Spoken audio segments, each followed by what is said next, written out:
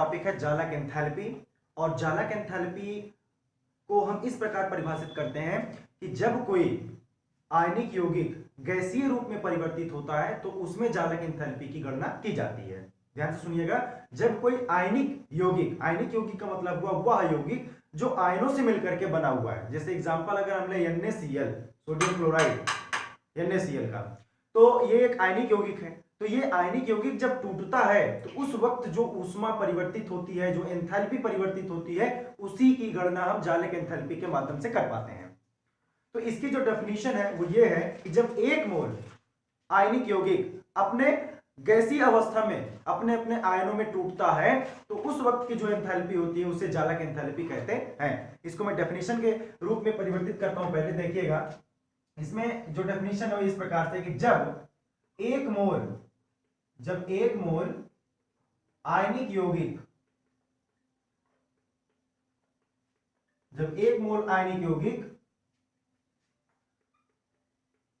गैसीय अवस्था में अपने आयनों में विभाजित होता है या वियोजित होता है, अपने आयनों में वियोजित होता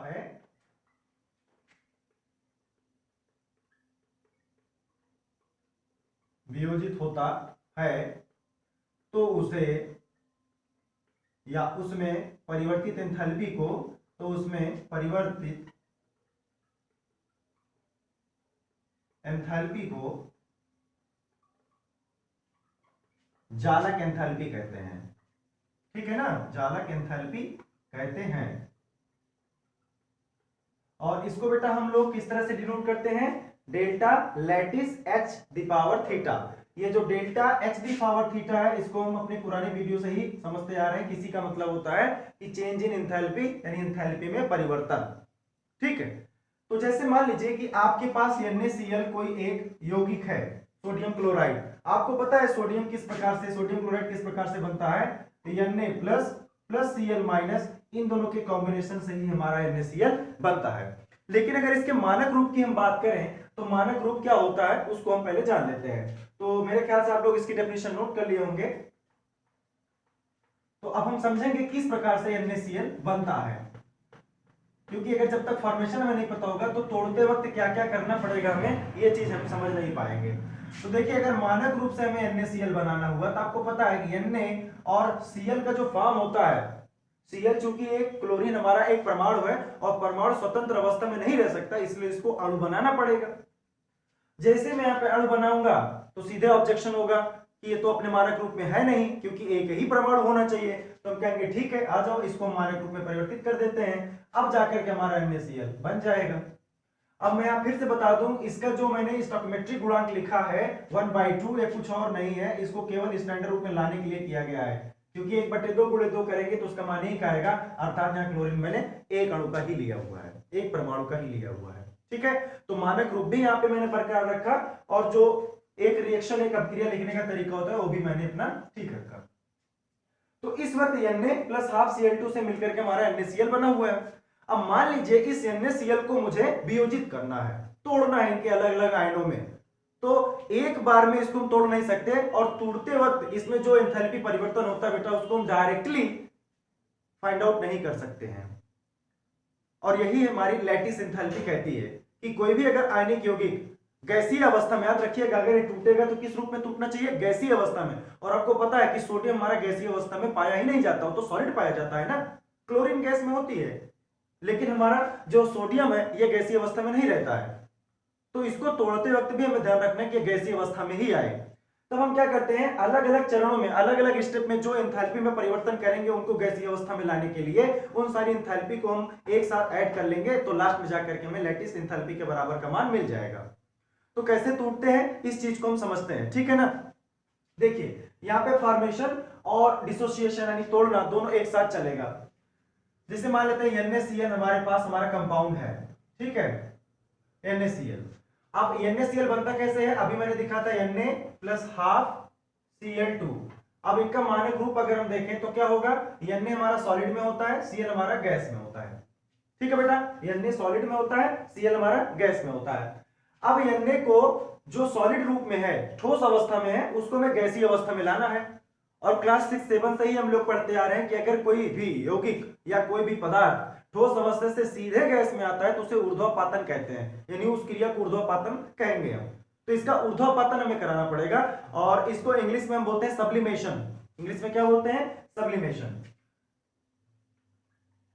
ऊर्ध्वपातन, या इसी को इंग्लिश में बोलेंगे हम सब्लिमेशन। ठीक है ना? तो सबसे पहले एनए का क्या कराना पड़ेगा? हमें सब्लिमेशन कराना पड़ेगा। तो सब्लिमेशन कराने में जो एंथैल्पी में परिवर्तन होगा उसको किस प्रकार से लिखेंगे? उसको हम लिखेंगे डेल एसयूबी, क्योंकि सब्लिमेशन का देख लीजिए आप क्या होती है स्पेलिंग, एसयूबी LIMATION।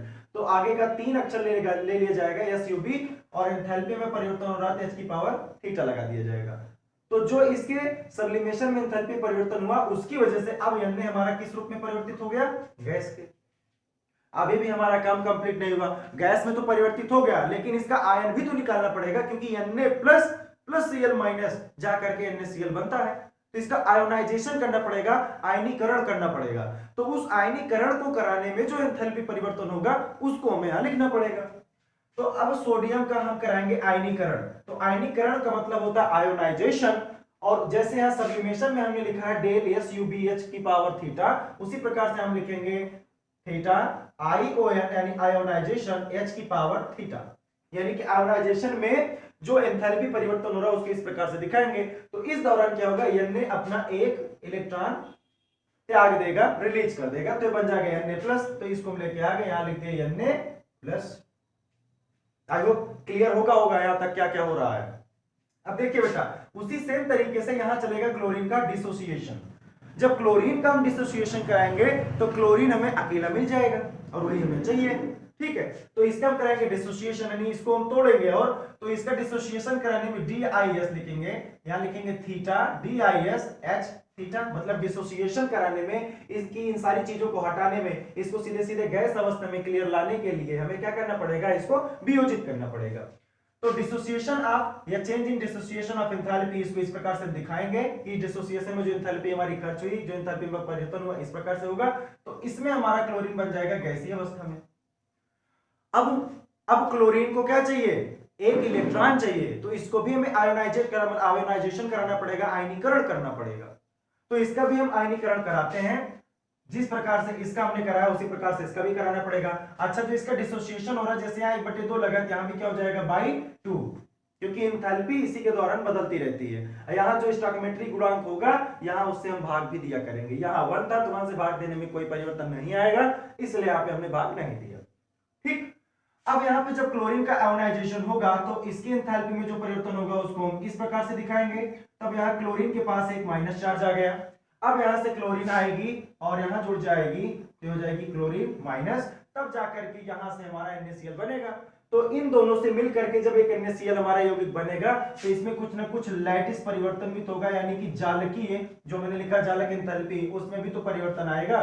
क्योंकि आपको पता है कि अगर कोई आयनीकरण या आयनिक यौगिक अपनी गैसीय अवस्था में वियोजित हो गया, क्योंकि अभी किस रूप में है? गैस के रूप में है, तो चाहे वियोजित हो चाहे बने, उस दौरान लैटिस में परिवर्तन होगा, जालक एंथैल्पी में परिवर्तन होगा। बेटा यही है हमारी जालक एंथैल्पी, कि कोई भी अगर आयनिक यौगिक गैसीय अवस्था में टूटेगा तो उसका आयोनाइजेशन भी करना पड़ेगा, उसके मानक रूप को भी परिवर्तित करना पड़ेगा, उसको गैसीय अवस्था में लाना पड़ेगा। तो उस दौरान जो एंथैल्पी में परिवर्तन हो रहा है उसी को जालक एंथैल्पी के नाम से जाना जाता है।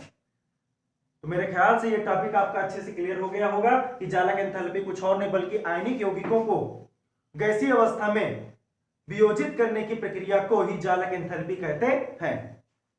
तो अगर हम यहाँ पे NaCl के फॉर्मेशन की बात करें कि यहाँ से NaCl जो बन रहा है तो इसके फॉर्मेशन में, इसके विरेचन में जो एंथैल्पी परिवर्तन होगा उसको भी हम यहाँ पे गणना कर सकते हैं। कैसे, उसको भी बता देते हैं। तो मैं इसको थोड़ा सा इरेज करता हूं या रहने देता हूं, यहाँ पे आपको समझा देता हूं। देखिए, जो फॉर्मेशन ऑफ NaCl हुआ, इसमें जो एंथैल्पी में परिवर्तन होगा वो किस प्रकार से होगा देखिएगा। सबसे पहले हमने क्या किया? सब्लिमेशन में खर्च की एंथैल्पी, उसको लिखेंगे कि सब्लिमेशन में खर्च की गई एंथैल्पी प्लस आयोनाइजेशन में की गई खर्च एंथैल्पी, यानी इस प्रकार से IONH प्लस, ये तो हमने केवल Na का लिखा, इसी प्रकार से Cl का भी लिखेंगे प्लस, इसका हमने डिसोसिएशन कराया था यानी इसको वियोजित किया था, इसमें खर्च हुई एनर्जी इस प्रकार से प्लस इसका भी आयोनाइजेशन किया गया था, तो डेल IONH थीटा। तो इन सारी चीजों को जब हम जोड़ेंगे तो जो हमें वैल्यू मिलेगी वो इस पूरे फॉर्मेशन ऑफ NaCl यानी NaCl के विरेचन में परिवर्तित हुई एंथैल्पी के बराबर होगी। और हेस के नियम से ही ये सब हुआ, क्योंकि हेस ने ऐसा ही कहा था कि अगर कोई भी यौगिक का निर्माण एक स्टेप के बजाय कई सारे स्टेप में होता है तो हर स्टेप में जो परिवर्तित एंथैल्पी होगी उन सारी एंथैल्पी का जब हम योग करेंगे तो उसके फॉर्मेशन या उसके विरेचन में पूरी खर्च हुई एंथैल्पी के बराबर होगी या परिवर्तित हुई एंथैल्पी के बराबर होगी। तो मैं समझता हूं बेटा आप लोगों को ये चीज अच्छे से समझ में आ गई होगी। अगर कोई प्रॉब्लम है तो आप उसको हमसे डिस्कस कर सकते हैं। इसको आप लोग नोट कर लीजिए, ये फॉर्मेशन आपके लिए बहुत इजी कर देगा किस प्रकार से कौन सी चीज बन रही है। ठीक है।